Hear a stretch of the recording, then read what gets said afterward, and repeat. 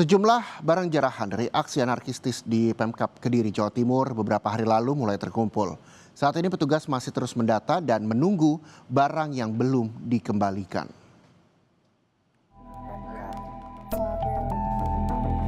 Petugas Satpol PP Kabupaten Kediri mendata satu persatu barang jarahan.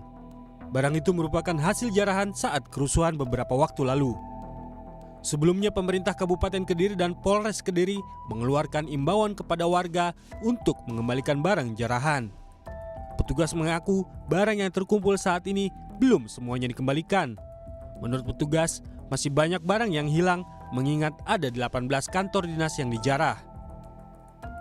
Sejak hari pertama flyer dari Pemkab Kediri ditayangkan di berbagai medsos dan juga dibantu teman-teman untuk memasang di story WA dan lain sebagainya, malam harinya sudah ada yang mengembalikan ke kami. Kami sangat mengapresiasi dan jumlah yang mengembalikan terus bertambah sampai dengan hari ini. Barang yang dikembalikan ada berbagai jenis ya, mulai dari yang kecil-kecil kemarin, mohon maaf ada yang mengembalikan sikat gigi.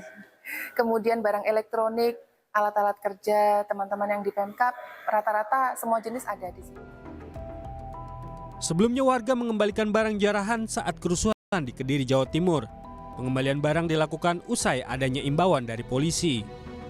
Barang jarahan yang dikembalikan warga diantaranya adalah sofa yang diambil dari kantor Pemkab Kediri. Terhitung mulai kemarin, itu sudah kita lakukan himbauan, sudah banyak berbondong-bondong masyarakat ataupun orang-orang yang terlibat dalam aksi tersebut mengembalikan barang-barang dari beberapa tempat yang tadi saya sebutkan, mulai dari kulkas, TV, kursi, kemudian peralatan kantor, printer, TV, dan lain-lain. Itu sudah terkumpul di Satreskrim Polres Kediri Kota.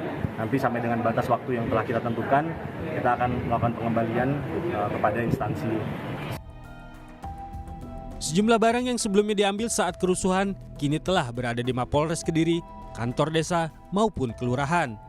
Polisi mengimbau warga mengembalikan sampai waktu yang ditentukan. Jika tidak, maka warga tersebut akan ditindak tegas.